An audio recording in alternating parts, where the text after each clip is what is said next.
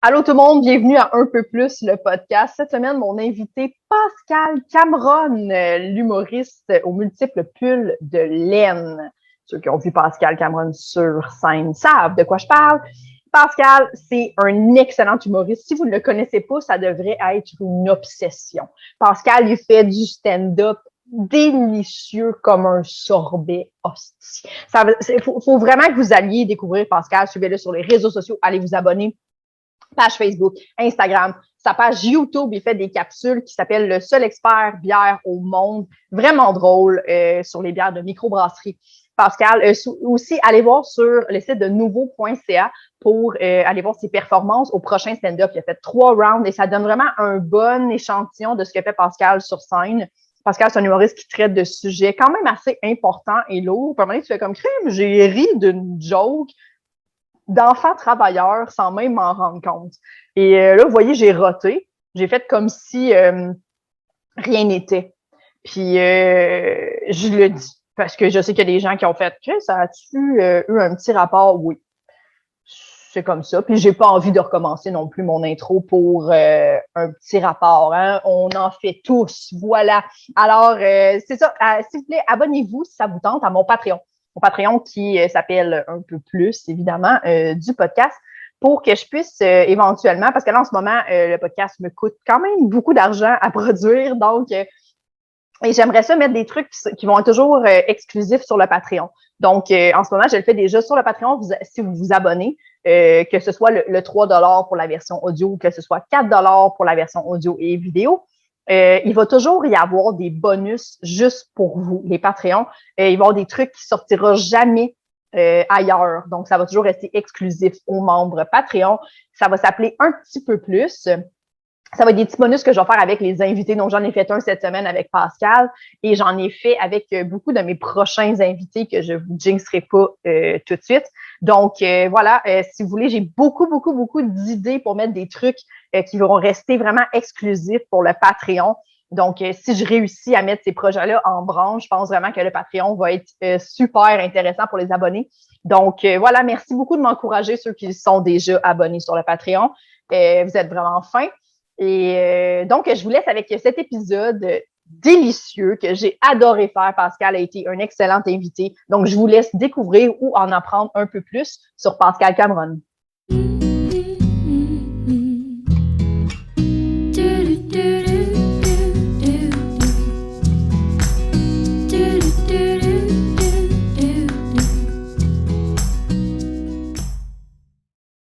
Tu as dit dans un podcast que tu trouvais ça plus important d'écrire un numéro qui est intéressant plutôt qu'un numéro qui décalisse tout parce que les gens vont plus souvent s'intéresser.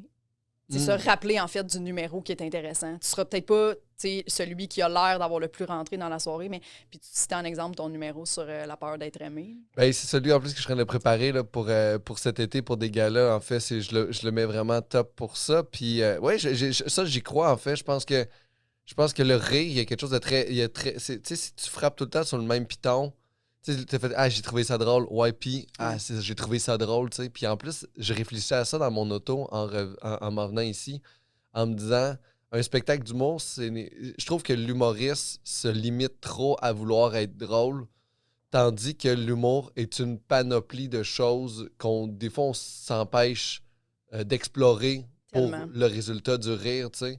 C'est comme dire qu'un cuisinier, sa job, c'est juste de te nourrir. C'est pas C'est vrai. vrai, hein? Ouais. C'est pas juste de faire un steak, là. Tu sais, C'est vrai. il y a une expérience, il y a des plats, il y a une magie, il y a tu sais, il y a quelque chose de hot. Fait que je pense que l'humour, je pense que les humoristes qui se limitent à vouloir juste être drôles perdent beaucoup de saveur, en fait.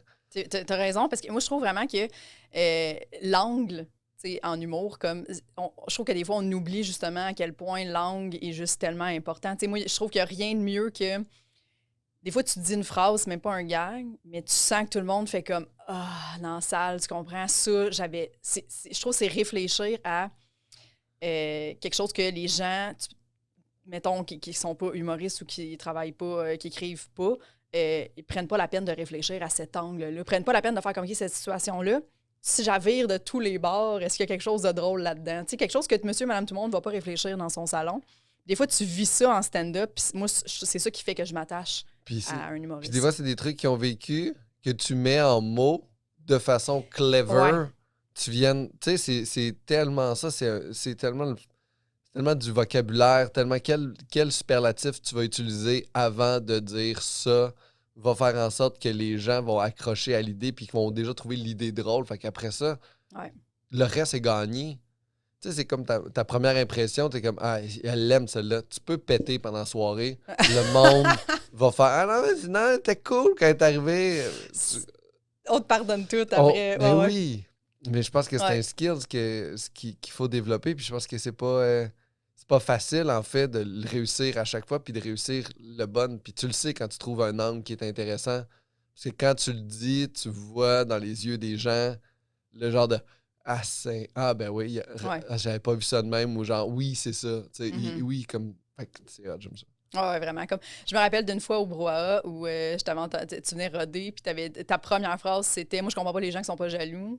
Je trouve que c'est des gens qui manquent d'imagination. » Ouais, ben c'est là-dessus que je travaille en ce moment pour mon numéro de cet été avec le numéro de la pandémie. Là, tout ça est ensemble. OK, Là. Ouais. parfait.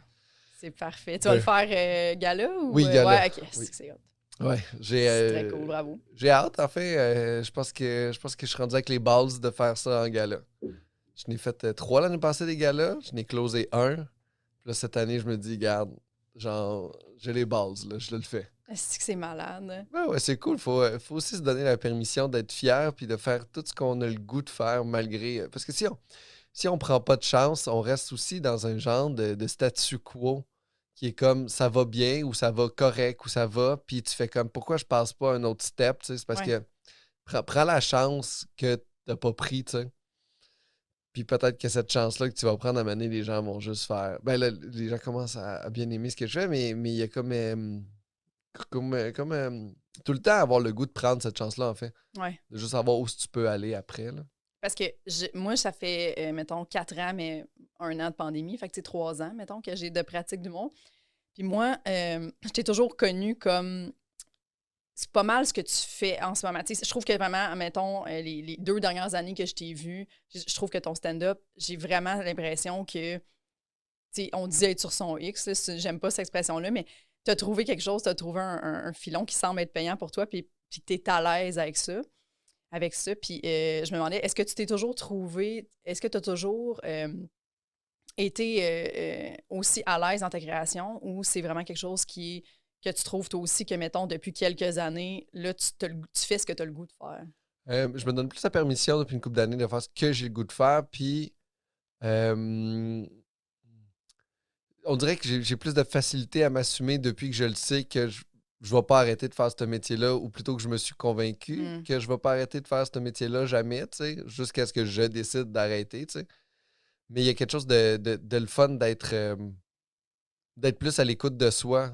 Ouais. C'est ça, être sur son X, j'ai l'impression, genre, même si être sur son X puis les gens t'aiment pas, ben t'es mieux d'être sur ton X puis faire, OK, regarde, je vais pas être fake toute ma vie, puis je vais l'être, mais ça n'a jamais été aussi facile qu'aujourd'hui écrire des jokes, là. Ouais. Puis même des fois, j'ai regardé des numéros de moi dans le passé, puis je vois qu'il y a des brides, tu sais, des petites brides de moi du passé qui sont là aujourd'hui, qui Ouais. étaient inconscientes à cette époque-là. Tu fais comme, oh shit, OK, ouais, là, je comprends. Là, tu l'avais pas encore à cette époque-là, Ouais. Pascal, là, mais là, aujourd'hui. Puis je pense que, puis je sais pas si c'est snob ou quoi, mais je pense que j'ai un humour qui est assez complexe. Tu sais, il est complexe à rédiger, il est complexe à comprendre dans sa structure. Puis une fois que je l'ai trouvé, la structure, ça marche, tu sais. Ouais. Mais c'est jamais du point A au point B. C'est point A, D, B, A, on revient. Il y a comme une structure, puis il faut que je garde tout le monde là-dedans. Puis je trouve que ça dynamise vraiment mes textes, en fait. Fait que toi, ton rodage est comme primordial, là, dans le fond. Souvent, tes V1 sont-tu sensiblement déjà vraiment bonnes ou tu as souvent besoin de brasser tes cartes dans Ah non, tes j'ai des bonnes V1, là. Ok. J'ai des bonnes V1 que je fais. Mais en fait, mes V1 vont être de tester 4 affaires différentes qui finalement vont en donner une. Mhm. Fait qu'on va genre prendre ça. OK, maintenant, ça va dans ça, au milieu de ça. Fait que là, je le mets en sandwich là, qui ça va arriver là, puis après ça, j'ai une surenchère là. Fait que c'est vraiment weird comment je construis. Puis là, je suis assis chez nous, puis je regarde mes affaires, puis je fais OK, là, il faut que ça. Je trouve que l'histoire est pas assez genre étoffée. Fait qu'il faut que je rajoute quelque chose dans mon histoire pour genre, on dirait que pour donner du jus à mon histoire, fait que c'est comme weird. C'est comme, genre, je sais pas si c'est moi qui se complique trop la vie, mais on dirait qu'il faut que je fasse ça, tu sais. Ouais. C'est pas clair. Non, je comprends ce que Ça tu se veux peut dire. que ça Mais soit pas clair. de toute façon, t'as trouvé ta façon à toi d'arriver à des numéros. Là, en ce moment, peux-tu dire que tu es extrêmement fier de ton stand-up? J'aime ça. J'aime beaucoup de choses que je suis capable de dire. Puis j'aime aussi beaucoup comment les gens le reçoivent. Ouais. Fait que oui, je pense que je suis quand même fiable. Je suis quand même confiant, en fait, de mon stand-up. Puis j'ai comme pas peur d'aller nulle part en ce moment. Puis peu importe la gig que je vais avoir, je sais que je vais être capable de faire un bon numéro qui va me ressembler. Puis qui va être sur le bon ton, tu sais. Ouais. Fait que non, vraiment. Vraiment, c'est comme un. Je pense que c'est un goal de tout le monde, là, tu sais. Ouais. Toi, ça va s'en venir aussi, là, parce que t'es bonne, là. Oui. Moi, je trouve que, mettons, l'année avant la pandémie, moi, j'ai eu une bonne année 2019. Tu sais, j'ai trouvé quelque chose, mais je sais pas si ça te fait ça, toi, mais moi, il y a comme un. Mais tu sais, mes 2 premières années de stand-up, c'est juste moi qui est fâchée de pas être capable d'être drôle comme je sais. Je sais pas si tu sais. Je savais que j'allais être plus drôle que ça, mais j'étais pas capable encore parce que ton comic brain n'est pas là. Tu t'es pas trouvé, tu t'es pas. C'est vraiment un long apprentissage. L'écriture, qu'est-ce qui marche pour toi, qu'est-ce qui marche pas pour toi. Moi, je trouve qu'au début, j'écrivais des jokes des fois, puis sur papier, la joke est bonne, mais elle n'est pas à moi, ce joke-là. T'sais. Ah, ouais. Mais là, ouais, je comprends ça. Fait que j'ai pas le casting pour la dire, je peux pas. Là, maintenant, je me rapproche de plus en plus de ce que je suis, puis on dirait que même pendant la pandémie, mes idées, je les écris sur papier, puis je me dis, là, après ça, je reviens, puis je suis capable de faire, non, ça, c'était vraiment une fausse bonne idée. C'est un faux flash, mais avant, je développais tous mes flashs. Puis, comme, c'est quelque chose qui, ça s'aiguise plus t'avances, je trouve, dans tu dans perds ton moins de temps processus. aussi, là. Ouais. Mais moi, j'y crois pas à l'affaire. Cette blague-là est pas pour moi. C'est vrai? Moi, j'y crois pas. Moi, je pense que toutes les blagues sont pour toi. Trouve la bonne façon de la faire.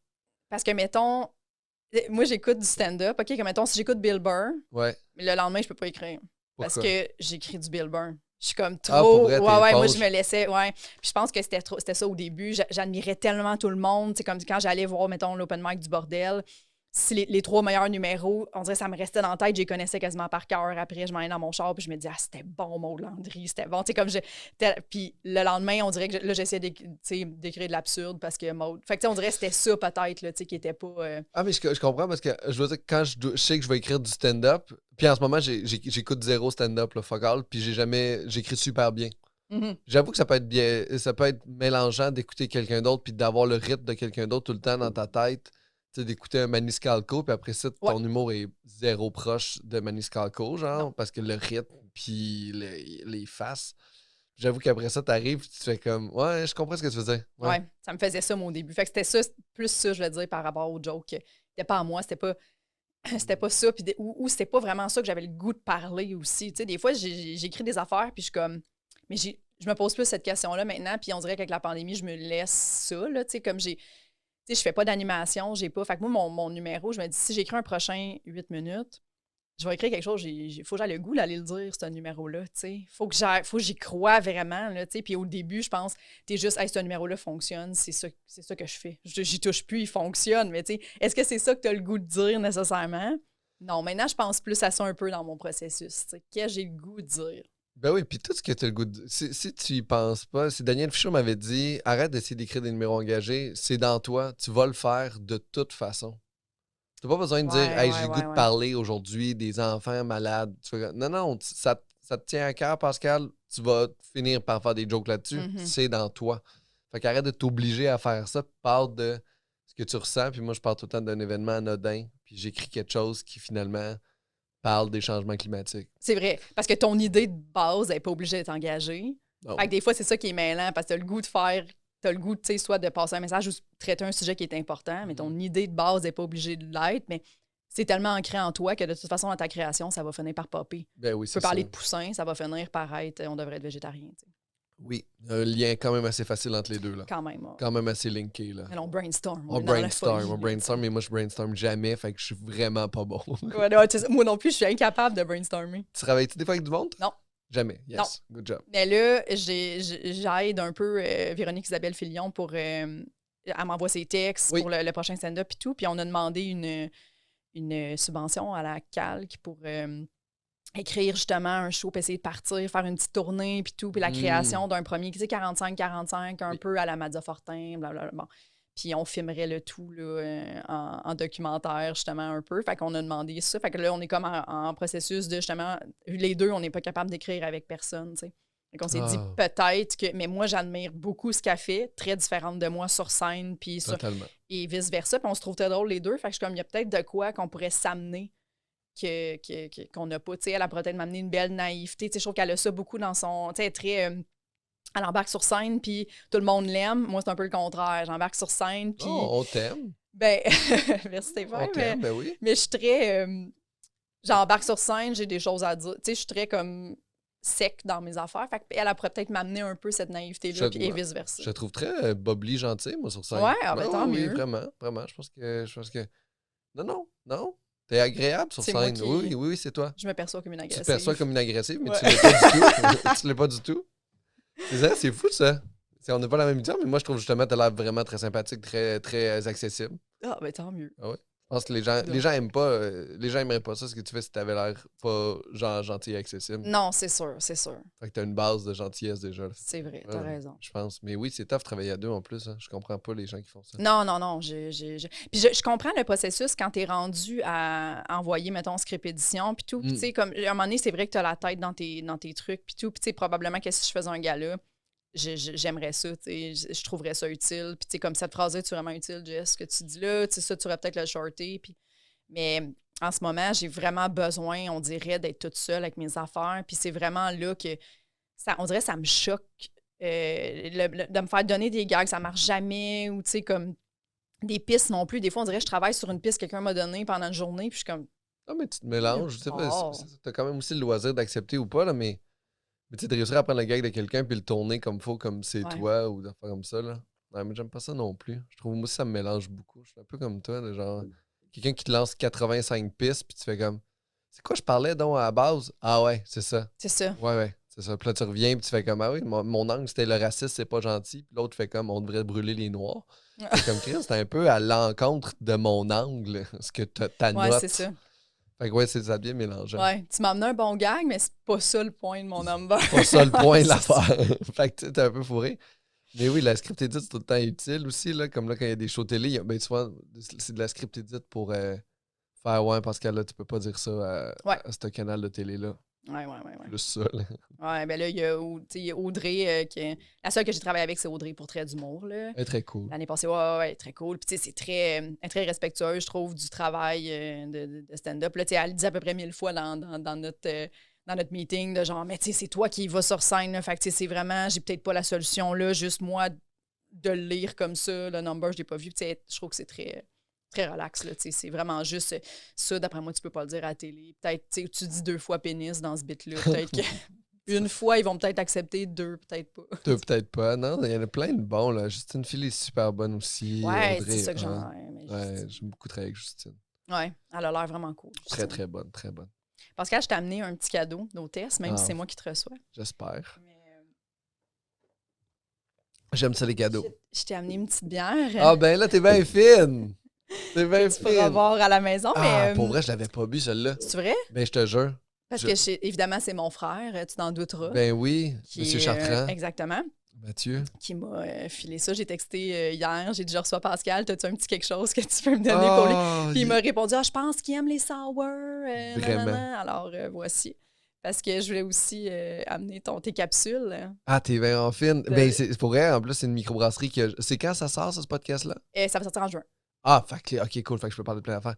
Là, il y a le 4e anniversaire de cette brasserie-là qui s'en vient bientôt. Puis c'est une de mes brasseries préférées, aussi du réalisateur avec qui je fais ça. Fait qu'on va leur faire une vidéo pour leur 4e anniversaire qui est en mai. Enfin, on leur a fait ça pour souligner ça. C'est vraiment une belle micro, genre très respectueux. Des fans d'art aussi. C'est ça que je me suis rendu compte. C'est pas juste...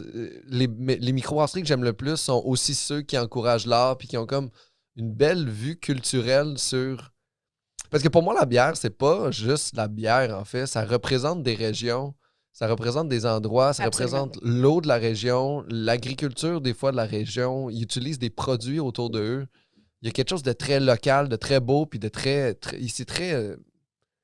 il y a comme une homogénéité là-dedans, je trouve. Puis je trouve ça super inspirant. Plus je connais le milieu de la bière, plus je me rends compte que ça équivaut au fromage, tu sais. Ça représente bien la région comme le fromage de Charlevoix va bien représenter. Ah mon Dieu, c'est bon le fromage de Charlevoix. Là.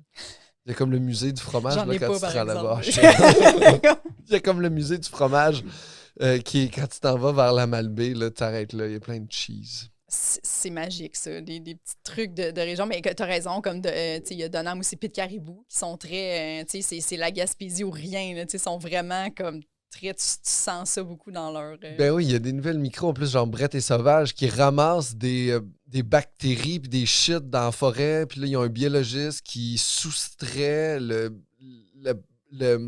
la levure ou de ça. Puis après ça, ils brassent leur bière avec ça. C'est tellement c'est des biologistes qui font ça. C'est même pas... c'est pas juste des brasseurs. C'est des gens avec des doctorats.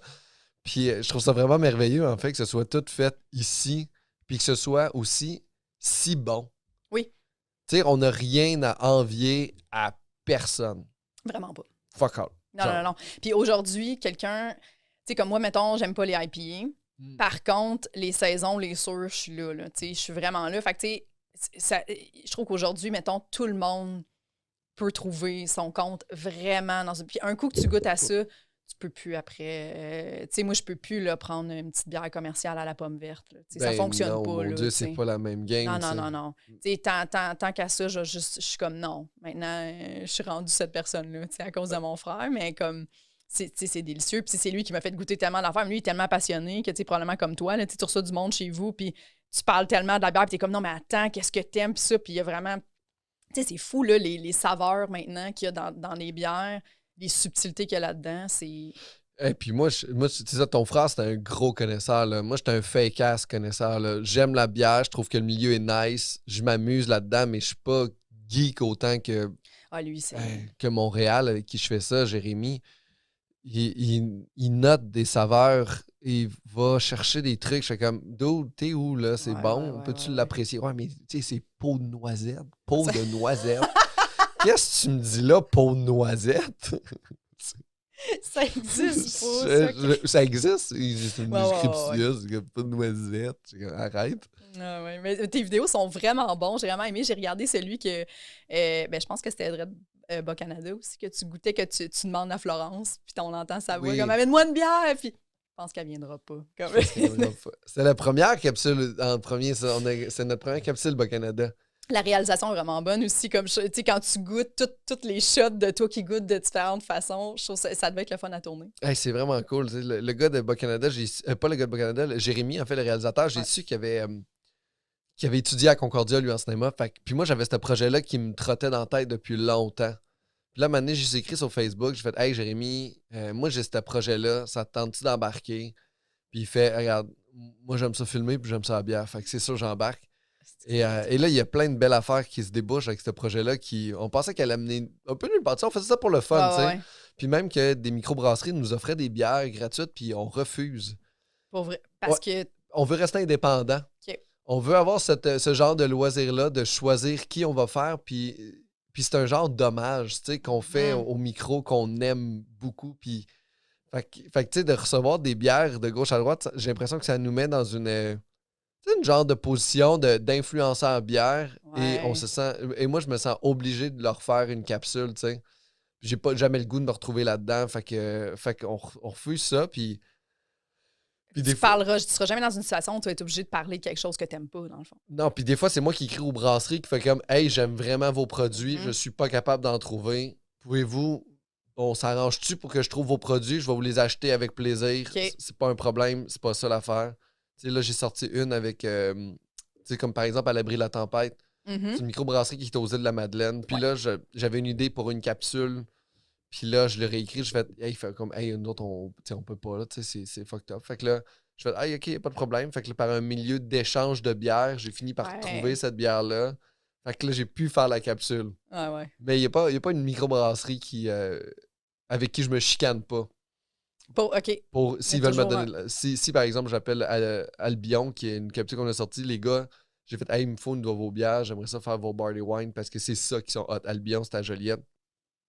Puis il fait « OK, cool, on vient de porter ça. » Je suis comme « Je veux vous payer. » Et Et ils sont comme « Tu ne vas pas nous payer. » Puis ils ont laissé à un gars qui est comme pas rapport, qui a un magasin de bière qui s'appelle Dominique, super gentil. Il y a Boire Grand qui est sur Fleury. OK. C'est le saucissier des artistes. Oui. Saucissier des vedettes. Avec La soirée est encore jeune. La soirée est encore jeune. Fait qu'il a laissé au saucissier des vedettes qui, lui, m'a droppé ça. Fait que... C'est hot. Puis honnêtement, ça c'est vraiment une impression que j'ai, là, mais j'ai l'impression que les gros geeks et les brasseurs et brasseuses de bière sont les gens qui triplent le plus là-dessus. Ouais. Genre, les brasseurs, là, tout le monde triple, sont comme, est-ce que c'est drôle? Ils les écoutent toutes, que je fasse une capsule sur eux ou pas sur eux. Ouais. Ils les écoutent à côté. On a des... même, j'ai fait une capsule négative sur le Cheval Blanc. Parce qu'ils ont fait une bière en collaboration avec Infoman. OK.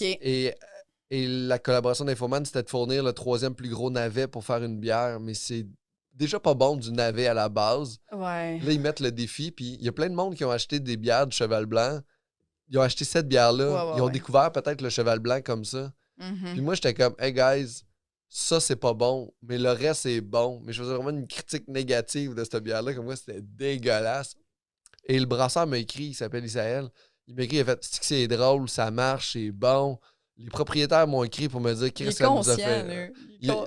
Je sais pas s'il est conscient, mais il fait comme ça me fait rire. C'est vrai. Il m'a pas écrit que c'était pas très bon, mais il me dit ça me fait vraiment rire. Les proprios m'ont écrit, puis là, moi j'aurais écrit, hey, puis je vais revenir chercher une coupe de vos bons produits à un moment donné parce que j'aime la micro, je trouve ça hot, tu sais.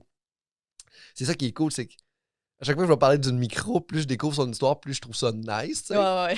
Tu sais, cette place-là où c'est situé le Cheval Blanc en ce moment, ça sert de la bière depuis 1924. Tu sais, c'est dans le même building, puis juste 4 ans après la Prohibition. Fait que t'as tout ça, là, tu sais, toute cette vie-là qui s'est construite. Puis je trouve tellement que l'histoire de la bâtisse, de la place, j'ai eu des dates là-bas, puis des affaires comme ça. Fait que, tu sais, pour moi, il y a quelque chose de super le fun. Puis c'est ça, puis c'est vraiment tout le temps fait avec amour et respect. C'est jamais... Si je fais une chronique sur une bière, c'est que je vous aime. Ouais, t'es pas dans le c'est un déchet, là. Non. T'es pas... Non. Dans Genre, l'insulte gratuite, là. Jamais. Tu sais, si par exemple, si j'ai pas fait de capsule sur ta brasserie, c'est que je vous aime pas. Ouais, c'est ça. C'est pas respect. J'ai pas eu le temps, là. Il y avait genre comme. Il y en a énormément Il aussi, y en là. a vraiment beaucoup, là, tu sais. Ouais. Puis on essaie de changer à chaque fois, tu sais. Ouais, puis des fois, il y a des brasseries que tu peux ne pas aimer 90% de leurs produits, mais il y a une affaire qui est délicieux. Puis souvent, ils ont comme tout le temps ils ont un public pour tout ça, tu sais. Ouais. Tu sais, comme par exemple, il y a des microbrasseries là, qui se tournent un peu plus vers la mode des pills, tu sais. Ouais. Qui vont y aller là. Puis c'est pas encore gustativement très ouvert dans le milieu des gens qui boivent de la bière. Tout le monde est habitué en ce moment de boire des espèces d'IPA bien sucrées, des grosses stouts. Fait que tu fais comme. Après ça, t'arrives à ça, tu fais comme. Ah, il me semble que ça goûte pas grand-chose. Ouais, c'est sûr. C'est moins calorique. Il y a moins d'alcool, mais c'est tellement bon, c'est nuancé. Tu sais, la lager bière de. T'as-tu vu cette capsule-là? Non. Je l'ai fait une sur l'île de Garde, en fait. Puis ils ont fait une lager bière là, qui est bonne. Là. C'est délicieux. Puis tu fais comme c'est tout en subtilité, c'est doux. C'est juste que. Mais ça c'est délicieux, mais ça, c'est violent. Ouais, ben oui, c'est 7.2, c'est une double. C'est ça, double? C'est une double Berliner Ouais, Weiss au lactose, goya, fruit de la passion et fruit du dragon. Hey. Quand même. Hein. Hier, j'ai bu une smoothie sûre de Messorem. Le petit jus de mort. Ben oui, c'est bon. C'était délicieux. C'est ça, j'ai l'impression que c'est pas de la bière. Non, c'est ça. C'est ça, c'est super bon, là, mais c'est ouais. comme, c'est correct la bière, tu sais. Puis je me demande, c'est quoi, on dirait que là, quand je bois, là, je sais pas, t'as quel âge, toi? 34. 34. T'es-tu rendu au point où c'est qu'est-ce que tu vas boire dans la soirée si c'est trop calorique, ça t'empêche de dormir? Ouais, ben, tout à fait. C'est ça que je check mes affaires. Je fais comme si je bois une double IPA une demi-heure avant de me coucher. Je suis sur le dos en train de regarder mon plafond. Ah ouais, puis moi puis ma blonde, on capote parce que comme ça, tu sais, des fois, c'est juste elle a le goût d'une bière le soir, mais elle finit souvent en tard. Ou tu sais, après un show, mettons, chez nous, je prendrais une petite bière, mais cette canette-là est trop grosse, tu comprends? Moi, je trouve ça trop gros pour ouvrir ça. Ou tu sais, comme elle aime les IPA. Ouais. Mais boire une grosse canette d'IPA de même en se couchant quand tu pèses 115 livres, ça va vite. Là. Elle est comme, je veux pas être chaude. Je veux prendre un petit verre, mais je veux pas gaspiller ce délicieux nectar. Tu comprends? Mais c'est là que les laguerres doivent rentrer dans vos vies et trouver les bonnes laguerres qui vont faire en sorte que tu fais comme Ah ouais, c'est quand même une bonne bière. Puis, honnêtement, c'est comme une lager, une bonne lager, c'est comme une bière commerciale quand on était jeune, mais évoluée. C'est ça. C'est vraiment bon, là. Mais tu m'enverras des suggestions Hey, je vais de t'envoyer. petites lags. Je vais t'envoyer, mais ton frère doit en connaître une chier. Probablement, mais lui, il est encore très dans le. Ben, il est très ouvert, il boit de tout. Là. Il boit des stouts, il boit de plein d'affaires, mais il est encore très IPA, là, de beaucoup. Là. Il reste accroché à ça, puis moi, c'est pas buvable. Non. Mais tu sais, c'est juste drôle parce que ma blonde, elle essaye toujours. Tu sais, mettons, là, maintenant, il y a des sûrs IPA. Là. Ouais. Puis là, à chaque fois, elle y goûte, mais elle goûte pas du tout l'amertume de ça. Mais moi, c'est ça qui me dérange dans l'IPA, tu sais. Fait que là, comme, oh mon Dieu, elle est délicieuse, ça goûte pas du tout l'IPA. J'y goûte, ça goûte tabarnakement l'IPA. Je fais ça avec ma blonde ça avec. me pogne ici en arrière, puis comme ça goûte la tourbe. Je fais ça avec ma blonde tout le temps. Je fais, goûte! Je veux qu'elle goûte tout ce que j'ouvre. Elle aussi, elle aime pas les... Elle aime pas les IPA, mais j'y ai fait découvrir les saisons, les trucs comme ça. Ah, ça, c'est délicieux, là. Là, à chaque fois, j'ouvre, genre, par exemple, j'ouvre une bouteille de Robin, brasseur naturel de Waterloo. C'est délicieux. Okay. Tu vas triper. C'est sûr qu'elle prend un verre puis elle partage avec moi, puis là, ça me fait chier parce que là, elle boit ma bière. Mais c'est des 7... Pour elle, c'est ça, là. Robin brasse bière naturelle. C'est un joyau caché que j'espère que les gens vont prendre du temps avant de découvrir pour que je puisse tout le temps avoir les produits. Toujours en avoir suffisamment Ouais, pour ta propre consommation. On est dans les hauts levels là, de saison, puis oui. barriqués, puis... OK. C'est bon. Ouais. Oui, c'est bon. T'as-tu fait une capsule sur eux? Pas encore. Mais Ça là, sent j'en bien. ai plein chez nous, puis c'est juste que je ne l'ai pas fait encore, mais je dois avoir une dizaine de bouteilles de jaune, là, des 750. OK. C'est ridicule, j'aime vraiment ça. T'as-tu beaucoup de bouteilles chez toi? C'est que... Moi, maintenant, on a 2 salles de bain à la maison, là, une en haut puis une en bas. Pendant que ma blonde était partie, j'ai vidé la salle de bain en bas, en dessous du lavabo, et j'ai tout rangé mes bières dans le dessous de salle de bain. Ben fait que oui. c'était rendu mon cellier puis c'était plein. Puis là, j'en ai une partie au chalet, j'en ai une partie à la maison. Là. Fait que j'ai des bières vraiment partout. Là. Je dois avoir une... À la maison, je dois avoir 30-35 bières peut-être, puis mon frigo est plein au chalet. Là. Fait que j'aurais peut-être un 70. OK. Ah, c'est pas super. C'est pas super. Non, je suis pas aussi psycho que des gens qui ont des murs complets. OK, là. mon frère, c'est vraiment... ça n'a pas rapport, là, c'est un problème. Ah ouais? Là. Mais tu sais, c'est un homme seul qui tripe sur la bière. Fait qu'il n'y a personne pour l'arrêter. Il n'y a personne pour remettre en doute là, la pertinence ça de suffit, tu comprends? Fait Oh, que, non, mais... il est dans son 4,5, puis... Tu sais, avant, on habitait ensemble, là, dans notre maison. C'était acheter une maison ensemble. Fait que lui, il avait comme le sous-sol, puis moi, le haut. Puis, il y avait de la bière, là. À un moment donné, j'étais comme, là, je pense que c'est un problème.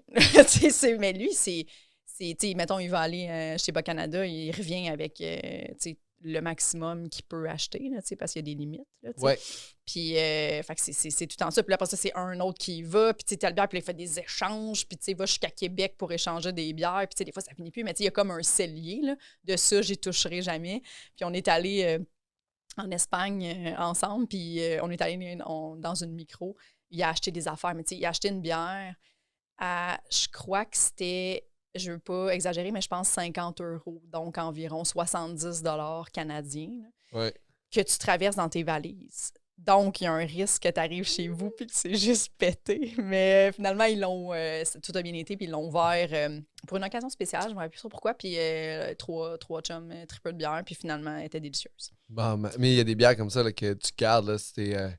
pour des événements spéciaux, là, tu sais, je suis allé faire des choix à Val-d'Or. Mm-hmm. Là, tu sais, moi, prospecteur. Ouais, prospecteur, mais moi, je suis jaune-rouge, fait qu'il faut que j'agisse en zone rouge, tu sais. Mm-hmm. Là, c'était la fête d'un de mes amis de Val-d'Or qui était là. Ben, lui, il habite, il travaille là, fait que là, j'amène une bière qui est chute de Oval, qui est une bière super rare, vieillie en fût de gin des herbes folles.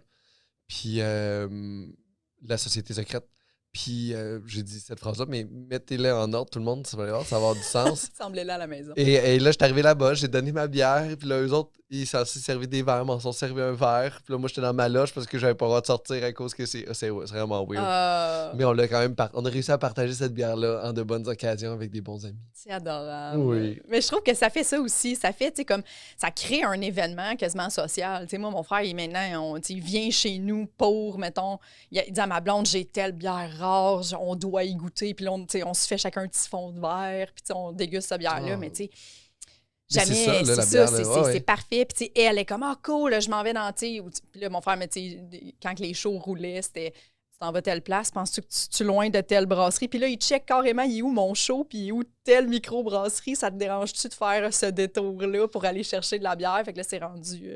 Ben, je fais la même C'est ça. chose, moi, même pour des amis. Je fais, hey, tout le monde, je m'en vais, j'ai un show là. Est-ce que je ramène quelque chose à quelqu'un? Puis Ok. ils vont, ouais, ramène-moi ça, puis ça. Parfait. Je ramène ça, puis ça. Puis c'est des chums de bière que je leur ramène des affaires, je m'en vais à Québec. Ils veulent avoir de la microbrasserie, brasserie générale. Ils font comme, Mhm. j'aimerais savoir la nouvelle stout. Je fais, parfait, je passe là, ramasse ça. Est-ce que c'est hot? Des stouts pour les amis. Eh oui. C'est parfait, ça crée un... C'est vraiment quelque chose, c'est vraiment un monde, Oh. le triple de micro. Oui, puis il y a beaucoup de générosité, puis il y a beaucoup d'entraide. C'est vraiment Ouais. un gros hobby, en fait, de Ouais, gens ouais. qui n'aiment pas faire de hobby. Mhm. Je pense Non, que c'est ça. vrai. Ça fait vraiment comme, tu sais, moi, j'avais beaucoup de monde qui venait chez nous pour échanger des bières avec mon frère. Puis chaque personne, c'est rare les gens là, qu'ils restaient pas un 15 minutes jaser. T'as-tu goûté à telle affaire? Ça ressemble à tel truc, ça, c'est vraiment bon. Puis, hey, je t'ai amené tel truc, je sais pas si ça peut t'intéresser. Puis là, mon frère, hey, ben, crime, oui, à ta peu, je vais aller voir ce que j'ai en bas pour qui pourrait switcher dans ton.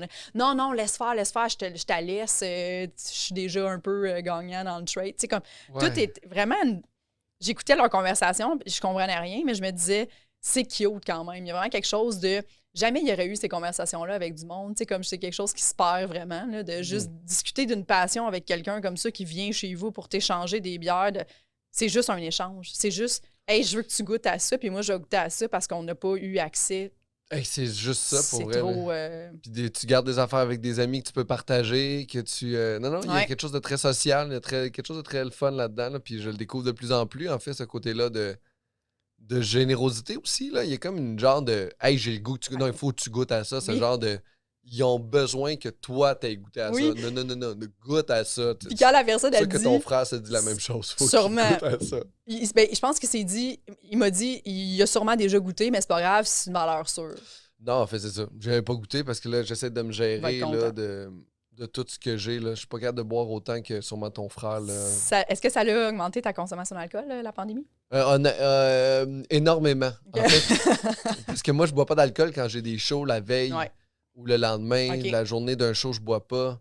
Fait que, tu sais, là, j'avais pas de show. Fait qu'à un moment donné, j'étais comme, ah, ben oui, je bois, mais je bois pas tous les jours. Tu sais, je suis quand même capable de me gérer d'une certaine façon. Là. Ok. Mais oui, quand même. Puis surtout, mon achat, j'avais jamais acheté autant d'alcool parce qu'on l'a gratuit habituellement dans les bars. Fait que quand je buvais, j'aimais ça aller au brouhaha. Moi, Rosemont, c'est ma place préférée. Plein de bières de micro, je m'en vais là-bas. J'essaie de me booker le plus de jeudi possible. Mais Lynn, elle pense que j'aime ça jouer dans sa soirée. Super naïf. Super naïf. Oh, mon Dieu. J'adore ça. Ben oui. Mais j'arrive là, puis j'ai mes coupons de bière, puis c'est la seule soirée où c'est que genre j'aime tellement la bière que c'est sûr que j'avertis tout le monde. Je fais que, hey, je reste après le show, c'est sûr. Là. Ouais. Je prends 2 pintes, puis je vais me coucher. Ouais, mais moi aussi, c'est une des seules places où, quand je vais, je reste souvent. Là, puis j'ai été chanceuse d'être invitée la dernière au party de Noël, là, le fameux party de Noël du brouhaha. Oui, ça c'est le fun. Absolument. Mais je pense que t'étais là aussi. Oui, je suis toujours là. Ouais, Je ne mange c'est ça. jamais cet Il y a événement-là. des classiques, là. Puis Oui. Avec les ailes de canard. Mais toi, t'es végétarien. C'était la première année que. Deuxième année que j'étais végétarien au party. C'est plus difficile. Mais il y a quand même l'alcool à volonté. Ou... Ben oui. Ouais. Puis L'alcool l'alcool. est à volonté de toute façon. Il y a des C'est billets très jusqu'à ce qu'on perde connaissance. Absolument, c'est vrai, hein? C'est un Ben, peu c'est notre hot. bar open. C'est hot. Ouais. Mais moi aussi, je suis comme toi, je bois pas avant. Je l'ai jamais essayé. Même pas un petit verre ou... j'ai jamais essayé de boire avant d'aller sur scène. Je veux pas commencer ça. Non, ben en même temps, il y a quelque chose que je trouve. Quel job dans la vie que tu bois avant d'aller le faire? Ouais. Tu sais, on va dire que ton médecin, avant de t'opérer, il cale des gorgées de son flasque. C'est ça. Parce qu'il est meilleur. Non, ça me rend Moins stressé. Ouais, c'est ça, ça m'enlève le stress. C'est quand même une opération cardiaque, là, tu sais. C'est J'ai comme, ben non, arrêtez de boire, les amis, avant de vos shows. Vous pensez que vous êtes meilleur parce que vous oubliez comment vous êtes. Vous savez pas comment vous pouvez être si vous n'avez pas consommé. Exact. Ouais. Parce que on pense toujours que tout est plus cool, comme on pense que, tu sais, quand t'es bien sous, tu penses que tout ce que t'as dit, c'était génie. T'sais. Ah, bah oui. Puis tu te réveilles le lendemain matin, puis tu fais comme, hey, Peu finalement, marde. c'était pas si bon Ah, que non. ça, ce que j'ai dit à la madame. C'est ça. Finalement, j'avais pas raison pantoute. Et non, elle peut pas mettre un Big Mac dans ma frite. C'est quoi j'ai dit là? Écrase-moi là. Je veux un Big Mac, mais autour, je veux des frites. Ça fait un sandwich de frites de Big Mac. T'es comme, OK. Crisse-moi ça dans la friteuse. Ça se peut pas, monsieur. Mais fais-le! À Jonquière, ils me le font. Jonquière. C'est D'accord. ça qu'à Jonquière, ils le font. Sûrement. On aime Jonquière pour ça. Ben oui, Parce qu'ils le font. tout est possible.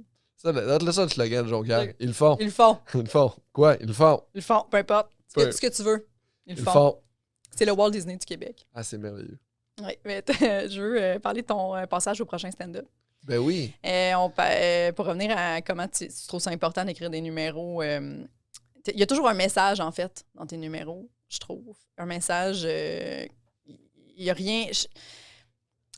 comment je pourrais dire? Je trouve que tout ce que tu dis, vraiment important, même tes liens, tous tes trucs, je trouve vraiment que tu écris d'une façon sublime. Je suis vraiment fan de ton art, Pascal. C'est bien fin, c'est bien gentil. Mais j'ai vraiment trouvé ça badass, ta première ronde, parce que dans ta première ronde du prochain stand-up, t'as réussi à parler de violence conjugale. T'as parlé des enfants travailleurs et t'as ridiculisé les hommes qui ne veulent pas porter le condom et tout ça en 5 minutes 30. Hey, j'en fais des affaires en 5 minutes et demie. J'ai trouvé ça vraiment badass parce que, tu sais, le conseil qu'on se fait souvent dire, c'est « Hey, c'est un showcase, la télé, tu sais, vas-y avec quelque chose de safe. » Puis je sais pas à quel point, toi, tu penses à ça ou comment t'as approché ça, en fait? Ben, pour moi, ça, c'est safe.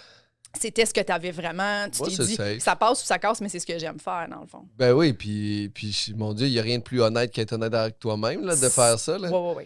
Mais c'est quoi le gag de violence conjugale? On dirait Ben, en fait, ça effleure ça, mais si tu dis, tu parles de la beauté des couples qui sont heureux, puis tu dis, je parle pas ta sœur qui vient rencontrer enfin un gars qui est pas violent. que... Ouais, c'est ça. Ah, j'avais cette petite ligne-là. Elle est tellement subtile, hein? Et puis tout le monde, ça a été un gros rire, puis je me suis vraiment dit, crime, c'est comme si tout le monde sait de quoi tu parles. Puis c'est pas normal que tout le monde a un peu le référent de comme ma sœur ou ta cousine qui a enfin trouvé un gars qui est pas violent. On a tout quelqu'un en tête, tu sais, qui malheureusement sort avec des gars qui sont violents. Ouais, puis j'ai réussi à le dire. Une ligne. C'est niaiseux, mais c'est ça qui est clever avec l'humour. C'est super simple, puis tout le monde fait comme « Ah, cool. » Le message est passé. T'es zéro allé dans le dark. Le message est passé. Tout le monde a compris ce que tu voulais dire. Puis ça crée un rire. C'est comme... Ah, mais c'est fin, mais pour moi, c'est comme... En plus, ça, c'était un gaguet d'intro, tu sais, pour linker mes affaires, tu sais. Mais non, pour moi, il y a... Pour moi, ça, c'est de la sécurité, en fait, parce que je crois aux valeurs que je donne. Des fois, il y a des numéros... En fait, je vais y aller dans l'autre, là, mais des fois, je regarde des numéros de des gens qui me rendent insécure parce que j'aime pas ce qu'ils véhiculent comme message. Ouais. Puis ça, je suis pas bien. Ça, je suis vraiment pas bien, puis je fais comme... J'assume pas, genre, même d'être sur le spectacle avec toi en ce moment, tu sais. Puis de juste que tu réalises pas qu'est-ce que tu es en train de faire. Ça, c'est tragique, tu sais. Si je me rends sur scène à dire ça, c'est que genre, je suis confiant, je le sais. Ça se peut que des fois, je me mette les pieds dans les plats parce que je m'en dans des sujets edgy, puis ça arrive, tu sais, puis ça fait partie de la game que j'ai choisi de jouer. Mais non, je me sentirais vraiment moins confiant de faire une anecdote où c'est que je perds mon maillot glissade dedans. Genre, tu me demandes entre le choix entre la joke de violence conjugale et... Puis là, j'ai perdu mon maillot, ma zouzoune était à l'air. On va prendre la joke de violence conjugale demain matin. Ouais. Ma zouzoune était à l'air. Ouais, je comprends. Et ça a super bien été ton parcours au prochain stand-up. T'as vraiment shiné dans toutes tes rondes, selon moi. Toi, est-ce que tu as aimé ta participation à ce concours-là? J'ai adoré, en fait. Je suis même surpris que tu sois pas là. Oui, bien, j'avais été sélectionnée dans la première saison, celle que tu as fait.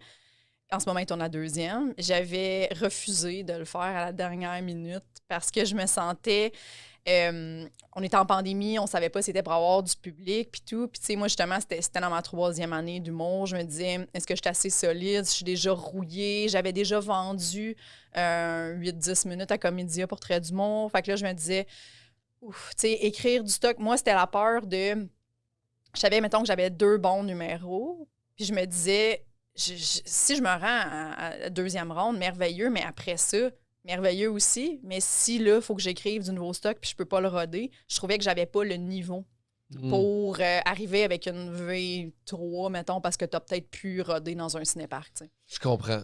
Fait que je trouvais ça rushant, puis j'avais même appelé Mylène de chez Jadis Faneuf pour lui demander conseil. J'étais comme, je suis folle de refuser ce gig-là, puis elle m'avait dit non. Si t'étais, mettons, mon artiste, je t'aurais probablement dit à mon niveau, mettons. Si déjà tu le files pas, puis tout, c'est vrai, vous pouvez pas roder. Moi, je me disais, ça me dérange pas de me faire éliminer, même première ronde, mais juste être fière de moi. Je vais être fière du numéro que j'ai fait, puis je vais être fière de ma performance. Puis je trouvais que j'avais peur de ne pas être assez solide. J'ai pas assez de gigs télé en arrière de la cravate pour me faire éliminer parce que j'étais shaky. Puis je me disais, regarde, il va y avoir d'autres saisons. Puis là, cette saison-ci, j'ai encore rien envoyé parce que j'ai pas, pour les mêmes raisons. Je savais pas trop si on pouvait roder. Puis... Ben oui, c'est tellement insécurisant tout seul, puis je comprends vraiment ton move, là, oui. Puis je pense que l'important de faire ce show-là, c'est d'avoir des bonnes captations. C'est ça. C'est juste ça. Même que tu perds, que tu gagnes, si tu as été bon, puis les gens ont trouvé que tu es bon ou tu es bonne, tu t'as gagné, en fait. Ouais. C'était juste ça qui était important. Moi, chaque fois que j'y allais pas nécessairement pour gagner ma round, j'y allais pour être juste faire un bon numéro que je suis fier, que les gens qui aiment ce que je fais vont aimer, puis qui va pouvoir... c'est ça, c'était juste ça le but. Puis si je gagne, tu sais. Puis j'allais quand même là avec une certaine confiance, en fait, aussi. Là. J'étais content de ce que j'étais dans mon humour, où c'est que je m'en allais, tu sais. J'ai été déçu quand j'ai perdu quand même si je me disais que ça me dérangeait pas de perdre. J'ai quand même été très déçu. Ouais. Je pensais que je gagnais, c'est pour ça. Sur scène, j'étais comme, je gagne. Dans ma tête, je gagnais, puis finalement, non. Puis je comprends là, pourquoi Charles a gagné, parce que Charles est bon aussi, là, c'est une espèce de bon stand-up. Là. Mais ça m'a tellement apporté de bonnes affaires, là, le prochain stand-up. Là, des rôles dans un film, ça m'a apporté 3 galas. Ça m'a ouvert plein de portes, des corpos, des gigs. Ça a fait en sorte que j'ai travaillé pendant le temps que personne ne travaillait. Génial. Moi, j'ai adoré mon expérience là. Là, c'est ça, ils tournent la prochaine saison en ce moment. Là. J'espère que ça va bien se passer pour mes collègues, en fait, parce que c'est stressant. Oh, ça doit tellement être stressant. Mais j'aurais aimé ça, moi, que tu participes. J'ai été déçu quand j'ai su que tu avais annulé. Oui. Tout le monde, mais j'ai eu beaucoup de messages de collègues, mais c'est flatteur parce que je me disais, OK, c'est cool que le monde se dise je comprends pas pourquoi Jess n'est pas là, tu sais. Puis je trouve ça vraiment courageux, les gens qui le font en ce moment. Puis tu sais, c'est ma décision. Ouais. Peut-être que dans 5 ans, je vais dire j'aurais dû le faire, j'étais assez solide, probablement, tu sais, mais sache que nous, on ne respecte pas ta décision. Okay. Mais c'est parfait. Puis là, tu vois, cette année, il y a Véronique qui le fait. Oui. Puis je suis bien contente de cheer pour elle, puis de ne pas l'affronter, tu sais, dans une ronde. Puis comme, je dis pas que ça change quoi que ce soit, c'est bien correct si on s'était affronté ou whatever, mais je suis très, très contente d'être juste dans son expérience à elle, puis derrière elle. Puis, mais c'est pas comme Rose Battle, t'affrontes pas quelqu'un, tu sais. Ouais. Tu fais un numéro avec quelqu'un d'autre. C'est juste pour qu'il y ait des codes d'écoute qui font le concours, puis qu'il y a des juges qui ont du reach en arrière, qui... de façon très arbitraire, décide à 3 personnes qu'est-ce qui était le meilleur. Oh, ouais. C'est super weird. C'est vraiment weird. Absolument. Puis comme des bons numbers, comme il y a vraiment des gens que, peu importe où se sont rendus, ben comme toi puis Joe Kern, vous êtes rendus 3e ronde, je crois. Ouais, on a perdu à demi-finale. C'est ça. Fait que dans le fond, ça a été tellement payant pour vous, tu sais, dans le sens que que je trouve que tout le monde a quelque chose à gagner dans ce genre de concours-là. Tu sais, les gens à la maison sont capables de se faire une tête, même si les juges n'ont pas été d'accord avec ton numéro. Tu sais, il y a des gens qui sont comme hey, « moi, j'ai trouvé ça bon, je suis pas d'accord avec ça. » Tu sais, on est tous capables de se faire une tête par rapport à ça. Eh oui. Puis, tu sais, que Joe Kern, ça y a donné aussi. Mais j'ai fait sa première partie pas longtemps après sur Zoom. Hein. Puis ça a été... il m'a direct parlé de ça. Il a dit que pour lui, ça a été vraiment payant, point de vue following, point de vue... Il s'est vraiment créé un fanbase grâce à ce show-là. Tu sais, c'est...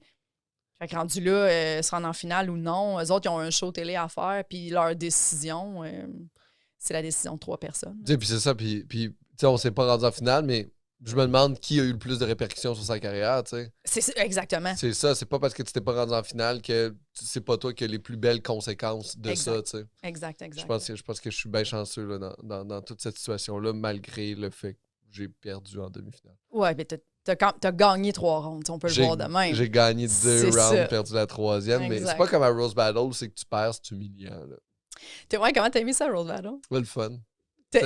J'ai tellement aimé que t'arrives. Je trouve que ton personnage de scène était incroyable. Je sais pas si tu l'as fait dire souvent. Là, Ouais, les gens aiment ça. Parce que t'es comme ça quand on te voit en stand-up aussi, mais comme là, c'était comme décuplé parce qu'on dirait que tout le monde rentre à Rose Battle avec le genre mode pété. Puis toi, t'es là, allô? Allô, guys, ça va ton bien? pull de laine, tout est parfait. Là. Insulté par Alex Barrette tout le temps. Ah ouais. C'est le fun de notre relation. J'aime beaucoup Alex. C'est tellement un bon animateur. Là. Il est super bon. Là-dedans, je trouve qu'il est est. bon. Ah ouais. Oui, je l'aime tellement. Son rire. Moi, entendre son rire, automatiquement, ça me déclenche un rire. Là, l'entendre à côté du stage. Puis son petit delivery de bitcherie un peu genre. Il est le fun. Je suis un gros fan de son animation là, à Rose Battle. C'était tellement le fun. Puis je sais pas s'ils l'ont regardé au montage, mais. Parce que je l'ai pas écouté. J'aime pas ça de me regarder à la télé, mais mon dernier combat contre Joe Corm. Mm-hmm. On arrive sur scène, Joe Corm, Barrette est au milieu, puis Joe Corm puis moi, on se met à blaster Alex Barrette. Oui. Ils ont-tu gardé ce bout-là ou c'est qu'on envoie chier Alex Barrette? Oui. Ok, ça, j'adorais ce bout-là. Je sais qu'on se venge. Ouais, Chris, c'est bon. Ouais. On est chanceux. T'as-tu trouvé ça? T'aimes ça, roaster du monde? J'aime ça, c'est plus difficile à la télé que live, parce que live, je peux vraiment aller très très loin, puis avec qui je suis, en fait, puis ce que je dégage comme humain, j'ai comme une grande légitimité. Mm-hmm. Tandis qu'à la télé, il y a des affaires qui font comme ouais, tu peux pas dire ça, tu peux pas suggérer ça, tu peux pas faire ça. Fait que tu sais, je sais même pas s'ils ont gardé dans mon combat avec Nive, la première phrase que j'ai dit, c'est. Je sais pas s'ils l'ont gardé, c'était vraiment rough, là. C'était oh mon Dieu, ils me mettent contre le seul juif de la compétition, embarque dans le train, mon Nive, on s'en va à Auschwitz. Ah, je le sais pas. Je pourrais pas te dire. Puis là, j'ai dit ça en impro, tu sais. Puis là, j'étais comme, ils l'ont-tu gardé ou pas? T'sais? Ça a dû tout décoller. Ça a dû s'en aller, tu sais. Fait que c'est ça qui arrive avec la télé, c'est que tu vas avoir des gags des fois qui sont violents, là. Vraiment fun, là. Puis il en coupe. Puis ils vont en couper, puis c'est normal, là, tu sais. Ben, c'est pas normal, en fait. Les gens devraient comprendre que c'est des blagues, là. Ouais. Mais bon, on peut pas suggérer à un juif d'embarquer dans un train en 2021. On est où dans notre société, hein? C'est ce qu'on dit. C'est ce que ma mère dit tout le temps. On sait pas ce que ces gens-là ont vécu. On sait pas ce que ces gens-là ont vécu, mais on sait que nous, avec la distance qu'on a, on peut en rire de façon détachée. C'est vrai. C'est vraiment ça. J'ai jasé en plus avec un ami dernièrement. C'est vraiment con, OK? Même moi, je me suis jugé. Je suis en train d'écrire un bit en plus avec là-dessus, mais on faisait un Zoom, puis on buvait un verre avec des amis, puis il est gay, tu sais. Puis moi, des fois, je me mise à utiliser le mot tapette à la maison, de façon vraiment anodine. C'est pas caractère sexuel. Juste à ta blonde? C'est genre, même pas ma blonde, aux fruits. Moi, c'est un fruit de tapette. Puis là, il m'expliquait que ça le blessait, lui, parce que quand il était jeune, il s'est fait beaucoup traiter de tapette vu qu'il est homosexuel, puis tout. Puis il fait, j'aime pas ça que tu dis ça. Puis là, je me suis surpris me défendre d'avoir le droit d'utiliser le mot tapette en société. Parce que c'est important pour toi. Comme si je le sais que ça te blesse, mais moi, mon privilège d'utiliser le mot tapette, je veux le garder. Dans mes valeurs, je trouve ça important de véhiculer le mot tapette. C'est important pour moi de dire, puis c'est con, là, mais après ça, je me suis relevé le lendemain et j'ai fait « Chris, c'est drôle. Tout ça est drôle, tout ça est moi, tout ça va faire un bit humoristique. » C'est excellent. Fucked up. Ben oui, j'adore ça. Parce qu'en fait, le mot tapette, pour moi, ça veut plus dire quelque chose de très faible, tu sais, justement, là, tu sais, comme c'est vraiment le sens figuré de tapette, là. C'est comme, il n'y a rien de... Tapette, ça fait rien d'autre que tapocher. Mais c'est aussi relié au stéréotype homosexuel. L'homosexuel qui est comme, oh mon Dieu, ça va faire mal, ça. Fait que, tu sais, on est là pour lui dans sa tête et je comprends tout ça, tu sais. Ouais. Puis il y avait un genre de truc, d'argument que je disais, c'est comme, non, mais moi, j'utilise pas le mot tapette. Tu sais, le mot tapette va pas disparaître jamais de notre vocabulaire, tu sais. Ouais. C'est pas une bonne chose qu'on y trouve une nouvelle définition puis qu'il continue à exister, tu sais. Parce qu'il y a quelque chose de... Soit on le laisse tabou, comme le mot en haine, puis qu'on le dit plus jamais. Ouais. Parce que c'est... Sauf dans certaines situations d'éducation ou parce que c'est un de tes amis puis que vous avez le droit de vous appeler comme ça parce que vous faites partie de cette communauté-là. Ouais. Puis moi, je me fais appeler de même par des amis noirs, en fait. C'est Yo Ma T'es là, N-words. là. Ouais, OK, il OK. fait Yo Ma... mhm. Et je fais comme Oh shit! Puis à un moment donné, j'ai fait Non, Yo Ma. Puis il a fait Non, toi, tu peux pas. Puis j'ai hâte. Oh my god! C'est comme. Où sont mes droits? Je peux être ça, mais Je peux peux être, pas. mais je peux pas lui dire à lui que Oh, wow. ça l'est lui aussi pour moi. Ça ne ça. t'appartient pas. Ça m'appartient pas. Puis on Tu dirait laisses que, aller. puis on dirait que je comprends pas à quel point. Je sais que je peux pas tout comprendre dans la vie, Ouais. là, mais je comprends pas. Je comprends pas cette nuance-là. Je comprends pas. C'est comme pourquoi on est là. Yeah, ok, cool. Moi, je le suis, toi, non. Mais qu'est-ce que je dis? C'est vrai, hein? C'est très, très flou. Très flou. Ben oui, puis tu sais, c'est des relations aussi que tu as avec les gens. Puis je pense que ce qui est important, c'est quand on utilise ces mots-là, puis je comprends à un moment donné un peu, je comprends plus en fait, c'est que si tu l'utilises de façon continue, sans arrêt, c'est comme si tu le banalisais. Même si toi, t'es pas raciste ou t'es pas homophobe, tu le banalises aux yeux de des gens qui, eux, le sont et le savent peut-être pas, puis ils vont l'utiliser de façon péjorative, juste comme au quotidien, pour absolument rien. Puis même si toi, tu le dis avec les meilleures intentions du monde, tu crées un peu cet effet-là, tu sais. Fait que je peux pas être un blanc puis dire ça, même si c'est par amitié ou c'est juste parce que je veux un employé que je paye pas. Je sais pas quoi. Mon Dieu. J'ai le droit de dire ça. Le rythme était drôle.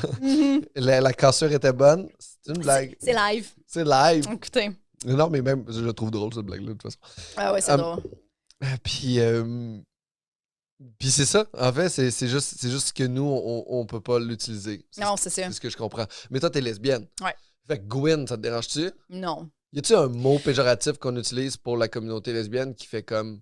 Puis je trouve que vous manquez... je trouve que la communauté internationale manque vraiment beaucoup d'empathie pour la situation des lesbiennes. Je trouve que les homosexuels hommes ont vraiment plus de couverture médiatique de genre « Hey, on peut pas être homophobe, regardez, il y a 2 hommes, blablabla. » Et je trouve que les lesbiennes sont laissées un peu de côté comme si... C'est-tu parce que vous avez été moins ostracisés puis vous avez été plus longtemps un fantasme? Moi, je pense que ça joue beaucoup. Ouais, hein, je pense que c'est ça. Hein. Mais comme... Puis, oui, puis moi, honnêtement, je trouve que...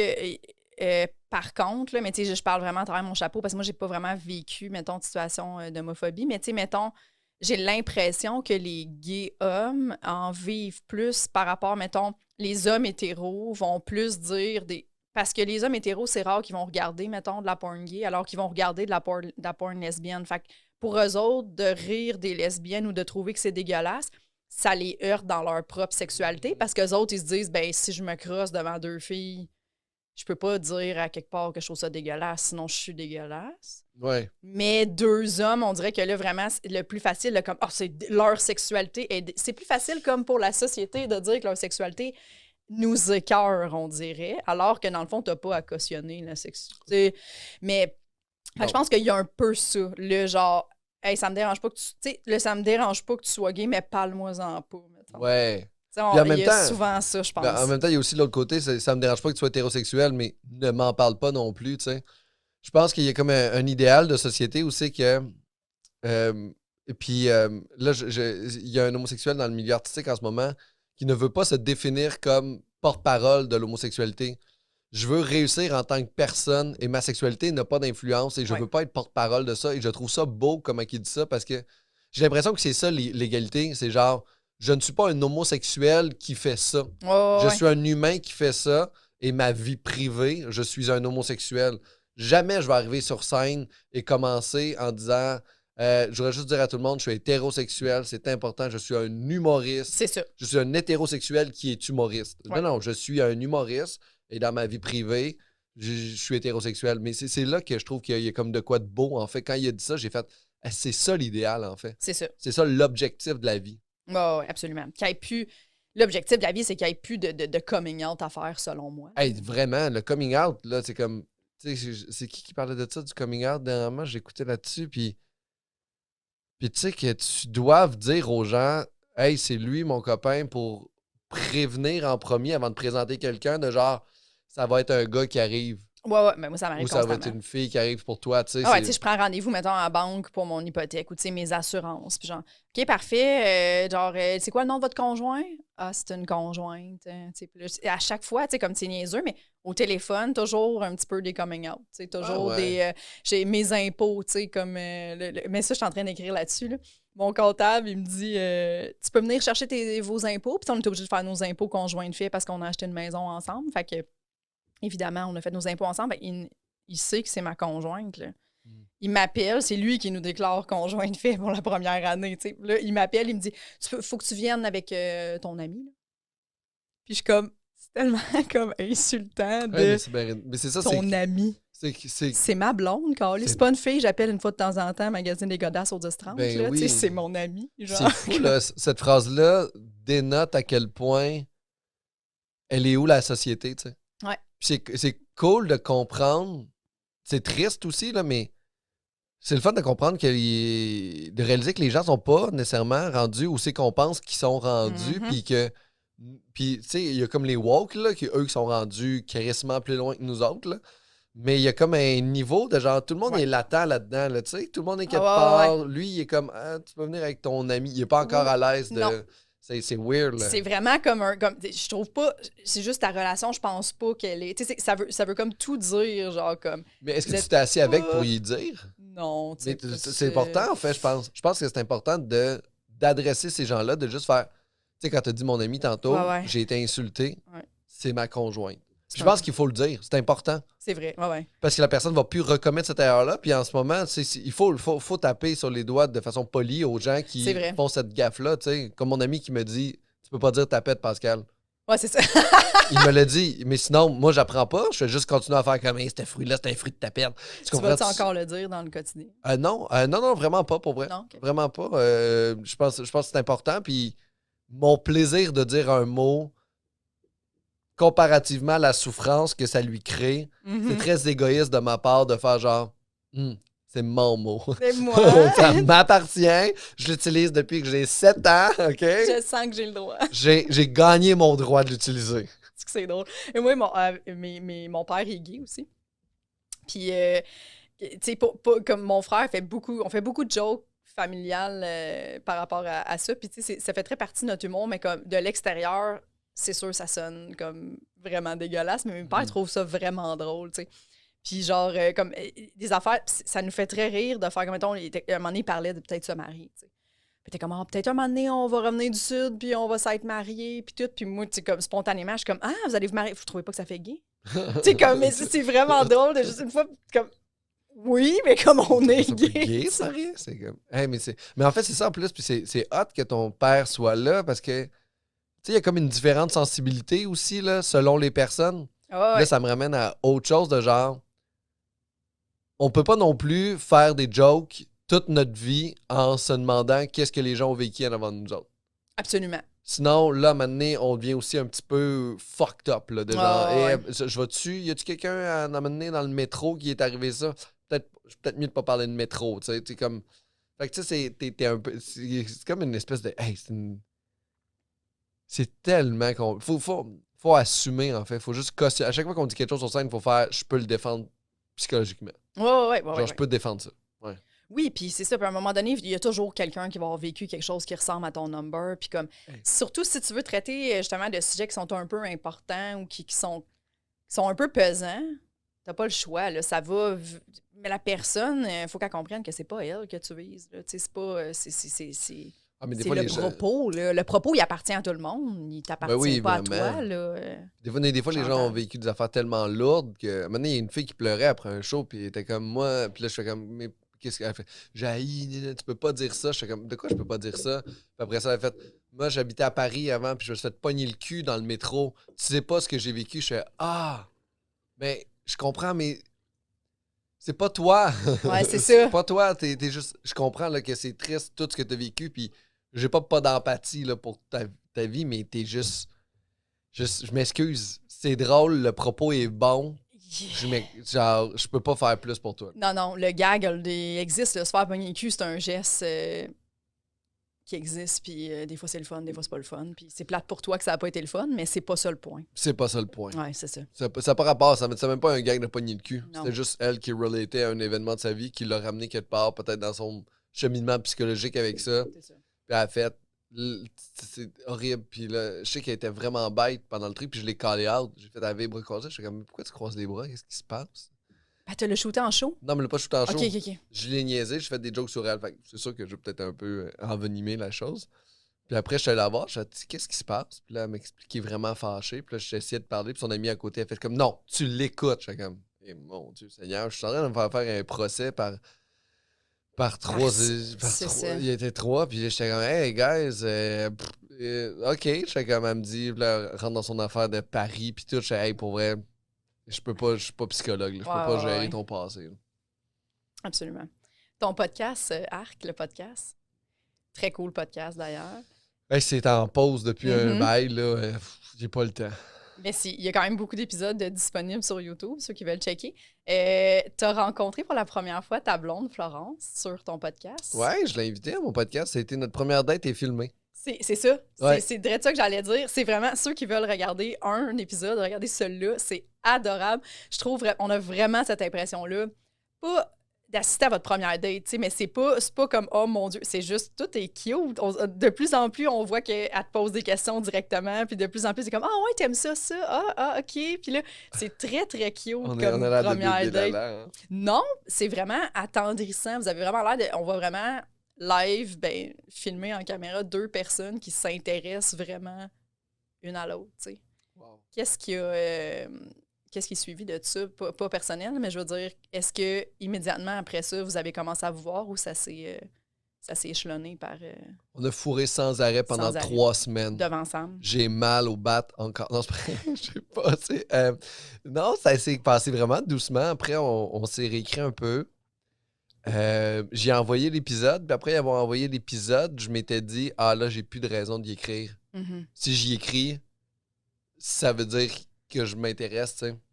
C'est elle qui m'a réécrit pour me dire, hey, puis c'était comment les shows dans le coin de Val-d'Or, je m'en allais là encore. Puis j'ai fait, ah shit, elle m'a écrit yes. Fait qu'après ça, je l'ai invité pour une date le mercredi 5 juin, si je me rappelle bien. Puis depuis ce jour-là, on se voit. Les deux, on avait commencé des relations un peu en même temps avant. Okay. Avec 2 autres filles, puis elle et un gars, moi une fille. OK. Puis les deux, on a abandonné tout ce qu'on était en train de commencer pour nous deux. Vivre vous deux. Ouais. Fait que si elle t'avait jamais réécrit, t'aurais laissé ça mort. Je savais pas quoi faire, en fait, parce que ça me mettait dans une position de genre, ah ouais, fuck. Fait que t'es vraiment content quand t'as écrit. Oui, puis il y avait l'autre fille aussi, là, que je voyais un peu, tu sais, fait que ouais, c'est ça. Par honnêteté aussi, tu savais pas trop comment faire. Je peux pas non plus commencer à texter Florence puis que ça soit bizarre pour l'autre fille. Mais l'autre, j'avais comme arrêté de la voir tout de suite quand j'ai vu Florence, je l'ai pas revue, tu sais. OK, ça t'avait shaké, Florence? Ouais, c'est ça, mais je dis, je suis pas trop bâtir des relations qui mènent nulle part, là. J'aime pas tant ça, là, de juste faire, on va fourrailler un moment, puis après ça, on va passer à autre chose, là. Fait que je vais tout plus genre me concentrer sur le projet qui m'intéresse le plus. Je sais que c'est un peu fade, dit comme ça, là. Non. Mais ça reste ça, là. Ça reste là. Un gars de priorité. Un gars qui a pas le temps de se faire chier avec gestion de 13 filles en même temps, là. Ah, c'est que c'est là. Oh, le monde qui sont en couple ouvert, moi, je comprends pas ça. Dans ma vie, là, j'avais comme 3 filles en même temps dans ma vie, puis c'était comme tout gérer ça, là. C'est vrai, 3? C'était ridicule. J'avais pas de plaisir. Pourquoi tu faisais ça? Solitude, je pense, puis pas le goût de t'embarquer dans rien qui est hot, puis l'opportunité aussi de le faire. Mm-hmm. Tu sais, d'être dans 3 fausses relations en même temps. Ouais. Fait que, tu sais, il y avait ça, là. Mais c'est intéressant, ça, parce que dans le podcast de Tom, tu dis justement que y a un bout de ta vie où tu te calissais des autres, mais que là, tu as beaucoup cheminé puis que maintenant, tu es rendu empathique. Ouais, je suis plus conscient, là. Je pense que ça devient aussi, je pense, en vieillissant, en devenant une adulte, puis en apprenant sur soi-même, là. Mais c'est vraiment... Ouais, c'était comme je m'en foutais un peu, là. J'étais comme, OK, ben là, je vais coucher avec ma voisine ce soir-là. Après ça, je vais aller coucher chez une autre fille. Puis après ça, l'autre, tu sais, c'était ça. Créer une distance avec les gens. Ben oui, puis je m'embarquais dans rien pour vrai, là, tu sais, mais je faisais aller fourrailler à gauche, à droite, là. Mais c'est un peu une carapace que tu te faisais, puis que tu as réussi t'as l'impression que tu as réussi à t'en défaire de pas mal de cette carapace-là? Ouais, puis je pense qu'il y a aussi le fait que j'ai rencontré une fille qui vraiment me comprend, puis qu'on est sur la même longueur d'onde sur plein d'affaires. Fait qu'il y a beaucoup de choses qui me mettent en confiance là-dedans. Là, tu sais, puis une fille qui adore aussi qu'est-ce qu'il fait dans la vie, qui s'épanouit dans plein d'affaires. Fait que pour moi aussi, c'est super le fun, là, ça, de rencontrer quelqu'un qui comprend, là, qui va. Tu sais, que je peux dire, hey, il faut que je parte là, finalement, je m'en vais jouer. Ouais. Je vais me faire appeler, puis qui est super compréhensive parce qu'elle comprend le milieu. Oui, absolument, les deux. Puis, dis-moi si je me trompe, mais t'admires son travail, puis elle admire le tien aussi. Je pense que c'est important. Ouais. C'était un edge là, en début. Là. T'avais-tu peur qu'elle te trouve pas drôle? Ben, elle avait peur de pas me trouver drôle, tu sais. Mhm. Puis moi, j'étais comme, hey, pour vrai, je fais ça depuis tellement longtemps. Si t'haïs ça, là, c'est pas. Là, à un moment donné, c'est ça, là, tu sais. Ouais. Je vais pas me mettre à changer Non, mes jokes juste parce qu'il faut qu'on couche ensemble. Parce que faut qu'on couche ensemble! Fait que c'est ça. Fait que j'ai juste. J'ai fait là, puis elle a trippé, en fait. Elle est venue me voir c'est quand la première fois qu'elle m'a vu? Je pense qu'elle m'a vu 1 heure au Zoo Fest la première fois. Puis elle avait adoré ça. Fait que... C'est que c'est hot. T'étais-tu stressé de jouer devant elle?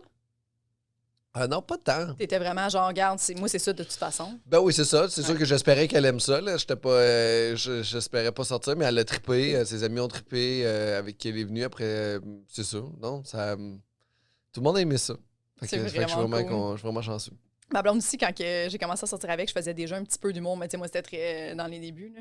Puis j'y avais dit, elle était comme, je vais venir te voir en show, puis tout, puis tu sais, moi, pour me protéger. Tu sais, j'avais fait comme, hey, ça se peut que tu me trouves pas drôle, là, tu sais, puis ça serait bien correct. Puis elle était comme, ah, ouais, c'est sûr, ça serait correct, mais dans sa tête, elle était comme, ben non, c'est sûr que ça sera pas correct si je te trouve pas drôle. Elle était comme, je peux pas te suivre en show, puis zéro cautionner ce que tu dis, ou faire comme, ah, c'est qui est pas drôle, quoi. Genre, elle était comme, ben non, c'est ben trop important, puis finalement, elle aussi, elle aime beaucoup ce que je fais. Fait que, tu sais, c'est ça. Mais moi, j'étais stressée, là, par exemple. Quand je savais qu'elle était dans la salle, là, j'étais comme, oh, mon Dieu, j'espère qu'elle trouve ça drôle ou au moins qu'elle va comprendre où je m'en vais là-dessus. Là, ben oui, puis les deux, on se ressemble, nous, sur le fait de... On écrit avec des valeurs puis des principes, puis c'est important de véhiculer le bon message aussi à la fin, de pas juste faire un gag pour un gag, puis tout.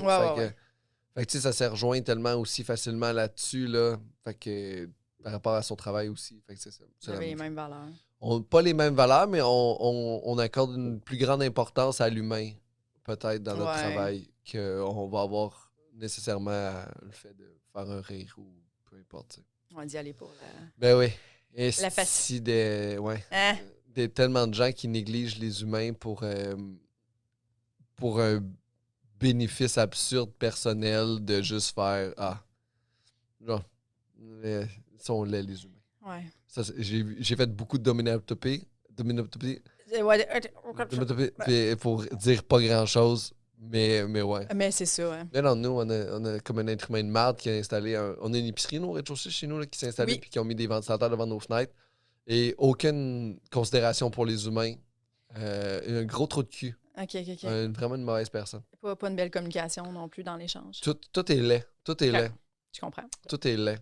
Fait que j'ai découvert, en plus... C'est que nous, en plus, on est chanceux. Je vais parler un peu de ça. Je pense que c'est intéressant, en fait, parce que... On dirait que je comprends de plus en plus pourquoi il y a des usines dans des pays où c'est qu'il n'y a pas de loi, où c'est qu'il y a des gens qui sont exploités puis qui n'ont pas une scène. Si ce monsieur-là fait ça dans une ville où c'est qu'il y a de la réglementation, il a fait ça de façon illégale, il a fait ça de façon...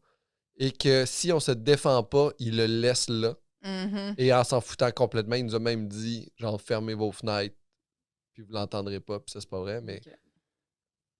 Je me dis à quel point il y a des humains qui sont pas cool. Ouais. C'est ça qu'on dirait que ça me... C'est juste... C'est... Ouais. Pas de considération. Puis à chaque fois quand il a demandé de le déplacer, tout ce qu'il nous disait, c'est « J'ai dépensé de l'argent dans mon magasin. Faites ci, faites ça. » Fait que finalement, on se rend compte qu'il n'y a pas de permis de la ville, qu'il fait ça illégalement en plus. Fait que tu sais, t'es genre... Mais comment tu peux dormir? Mm-hmm. Comment tu peux même le faire? Comment tu peux juste faire « Ouais, on va mettre ça là. Il y a des fenêtres des gens. Ah ouais.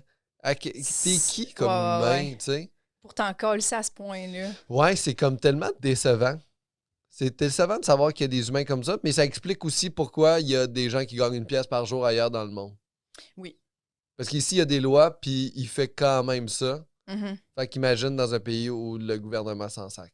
C'est ça. Ça doit être ouais, terrible. Ouais. Puis en plus, nous, on a des ressources pour se défendre. On a de l'éducation.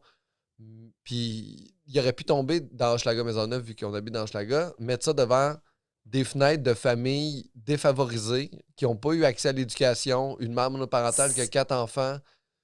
Tu fais comme... Cette personne-là va pas se défendre autant que nous, on va se défendre, puis elle n'aura pas les moyens de le faire, tu sais. Ouais. Et je trouve ça tragique. Je trouve ça tragique. Ouais. Parce qu'il y a des gens qui ont besoin d'avoir des réglementations, aussi stupides soient-ils, pour protéger les gens. Oui, pour réaliser, OK, quand je passe ma tondeuse à 6 heures, ça dérange du monde. Ouais. Parce que le monde sont peut-être en train de souper sur leur terrasse. Puis ils ont peut-être reçu de la visite, puis en ce moment, ma tondeuse les empêche d'avoir une discussion avec leur visite qu'ils n'ont pas vue, tu sais, comme depuis un bout. Mais il y a vraiment du monde qui ont besoin d'avoir cette réglementation-là parce que sinon, toutes seules, ils sont pas capables d'y penser. Oui, on appelle ça être un humain. C'est ça. Fait que dans les pays où il n'y a aucune réglementation, ces gens-là sont pas... Ils ont peut-être un petit peu le doute, un moment donné, qui effleure leur esprit de faire « C'est-tu correct? Ce que Ben oui, mon gouvernement, tout le monde me dit que c'est correct. Parfait, je continue, tu comprends? Tandis que quand tu es dans un pays où il y a certaines réglementations, des villes, des règlements qui font... Mais tu sais, non, tu peux pas faire ça, ça dérange, une nuisance, il y a des décibels à respecter. Ah, OK, parce que c'est vrai, il y a d'autres mondes que moi qui habitent ici. Ben lui, il était même pas au courant des décibels à rien. Il pensait que 67 décibels, c'était ça les normes, c'est 38. Genre, oh, mon Dieu. Puis il est à 67? Là, il est à 58. Oh mon Dieu. C'est terrible. Mais bon. Vous allez crisser votre camp bientôt. Mais non, tu sais, là, on aimerait ça s'en aller. On aimerait ça parce qu'on n'est plus capable de vivre là, tu sais. Ouais. On est tanné de vivre avec cette émotion-là, mais on a aussi espoir que ça s'enlève bientôt. Puis, je sais aucune idée d'où ça s'en va. Mm-hmm. C'est désespérant. Je comprends. Ah, tu as fait l'école de l'humour avec Thomas Levac. Yep. T'as-tu... comment... Je sais qu'à ce moment-là, il n'était pas le Thomas qui est aujourd'hui. Non, mais c'était un bon Thomas. C'était un bon Thomas? C'était toujours été un très bon Thomas. C'est un bon gars, Thomas. Thomas, c'est un gars qui... C'est un gars qui apprend Il apprend. Oui. Genre, c'est un meilleur Thomas de fois en fois, je le vois. Je trouve qu'il y a énormément de belle sensibilité, Thomas. Thomas, il est tout... Ouais. C'est tout ça, c'est Thomas. Il va jamais te juger. Non, c'est vrai. C'est ça qui arrive. Ah, ok, cool. C'est ça. Ok, cool. Non, ça va. J'ai fait ça, moi. Ça va. Exact. Non, c'est une belle personne, Thomas Levac. C'est un être humain merveilleux. Absolument. Ouais. Comment tu te trouvais à l'école? Présent. Présent, j'étais là. Je trouvais ça... c'était un gros processus de recherche, l'école, en fait, de questionnement. Je me trouvais là pour les bonnes raisons, en fait, de juste chiller pendant 2 ans et écrire des jokes. Ça devrait être ça, ouais. Puis c'est ça pendant tout. Puis après ça, je suis devenu un humoriste. Mais c'est pas l'école qui a fait de moi un humoriste. C'est intéressant, ça. Ouais. Tu es devenu humoriste... En 2014-15, 16. Tu as fini en 2011? 2011, j'ai commencé à faire de l'humour sérieusement en 2013. Puis après ça, je suis devenu humoriste là, dans les années après. Là. Mais tu sais, l'école m'a appris comment être un technicien humoristique, là, de faire des lignes, puis de produire, puis d'être un peu plus un travailleur de l'humour. Ouais. Puis après ça, je suis devenu un humoriste là, qui est moi aujourd'hui, tu sais. Avec une démarche artistique. Ouais, une démarche artistique qui est pas notée, qui est qui est quelque part dans moi, là, tu sais, qui est naturelle, mais l'école de l'humour est comme une belle place pour aller chiller 2 ans. Moi, je pense que c'est ça que je dirais de l'école de l'humour, là. Puis virer des brosses, puis être...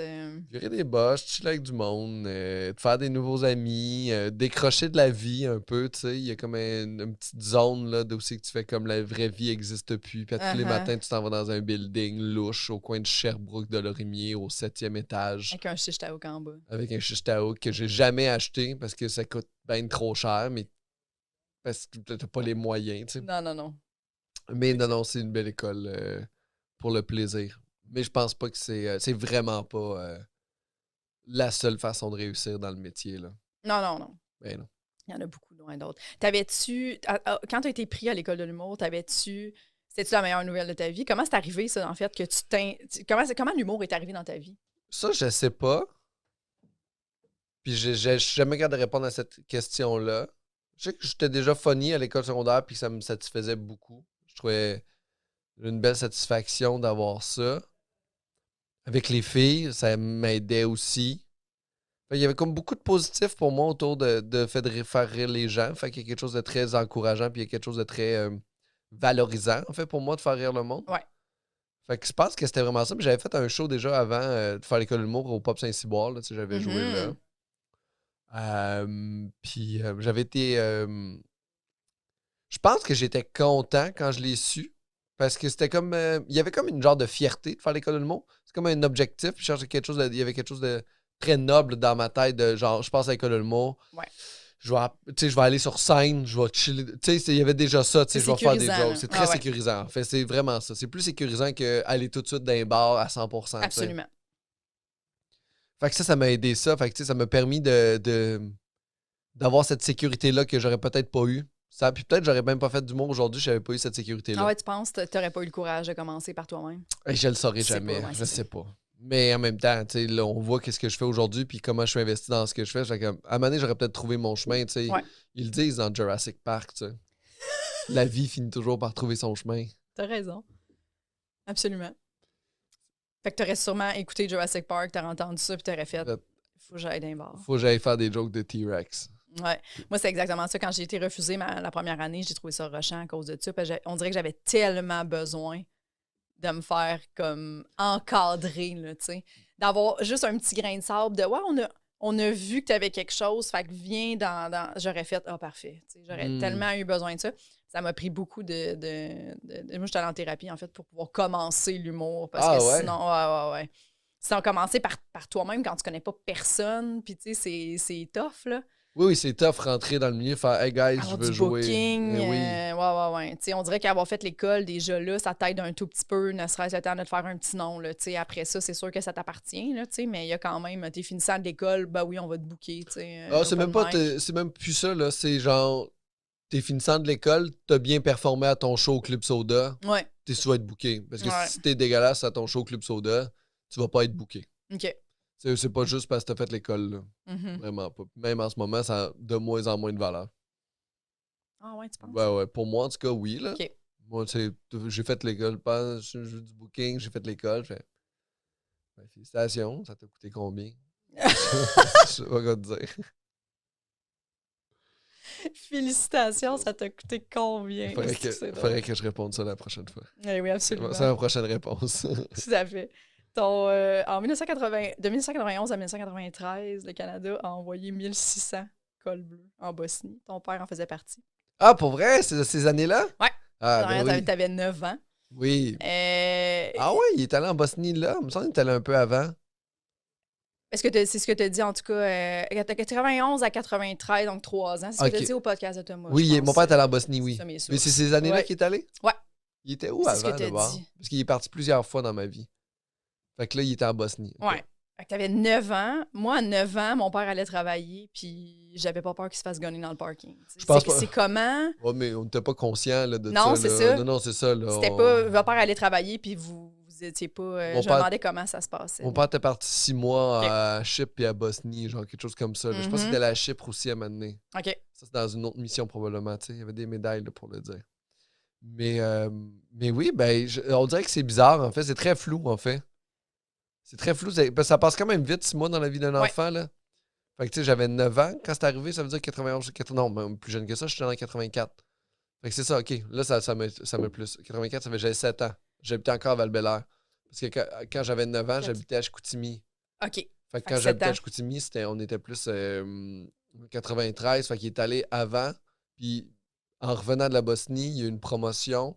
Fait que là, on est déménagé à Chicoutimi. OK. Mais je pense que c'est ça. Mais quand... Pardon. Puis c'est comme vraiment flou, en fait, parce qu'il partait quand même souvent, 6 mois. Des fois, il partait à Gagetown ou faire des entraînements. Des fois, il partait dans le nord québécois. Fait qu'il était tout le temps un peu parti. Fait que c'est un peu la routine de notre vie, tu sais, de qu'il s'en aille. Puis on n'était pas très conscients c'était quoi le génocide qui se passait en ce moment dans ce coin. C'est une bonne chose, je pense, à 7 ans, de ne pas être conscient d'un génocide. Que ton père, il s'en va essayer de sauver la vie des gens. Là. Oui. Ils nous envoyaient on faisait des tours de tank puis des affaires comme ça là, quand on était jeunes. Là. Puis, Pour vrai? Ben oui, on a embarqué dans des affaires de même. Je suis allé dans des F-18 quand j'habitais à Bagotville, m'asseoir dedans. C'est donc bien cool. C'est haut, là.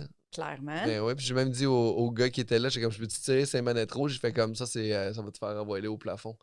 C'est l'affaire d'éjection. Ouais, là, d'éjection, ouais. Oh, mon Dieu.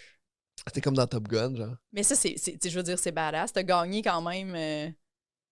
C'est badass comme métier, là, de dire ouais, je suis allé faire un tour de F-18 à tes amis à l'école. Je suis pas fait le tour, je suis embarqué dedans. Ah oui, non, hey, mon Dieu, ils ont pas décollé avec moi dedans. Là, non.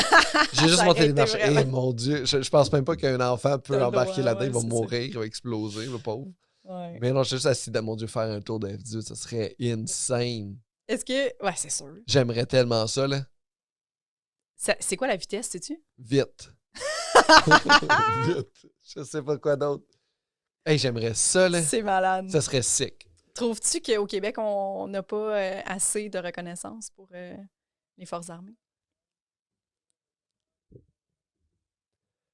Ben, je suis pas très pro-militaire, là. Ouais. C'est pas quelque chose que c'est dans mes valeurs. Puis je respecte les gens qui le font, là. C'est ça, il faut pas le prendre négativement. Je pense pas que... Je pense qu'il y a quelque chose de weird avec tout ça. Absolument. Je trouve qu'il y a beaucoup d'argent qui est mis là-dessus, mais je trouve en même temps, tu sais, certaines...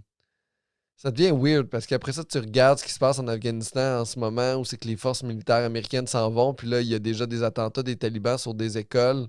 C'est que ça tue des cinquantaines de petites filles qui sont à l'école en ce moment. Fait que je suis comme, genre, vraiment willing de genre faire, hey, ça serait vraiment nice qu'il n'y ait plus d'armée, Ouais. mais en même temps, je fais comme, on dirait que c'est pas possible. Non, c'est ça. Tu sais, je trouve ça niaiseux là, que les gens soient violents pour régler des conflits, en fait.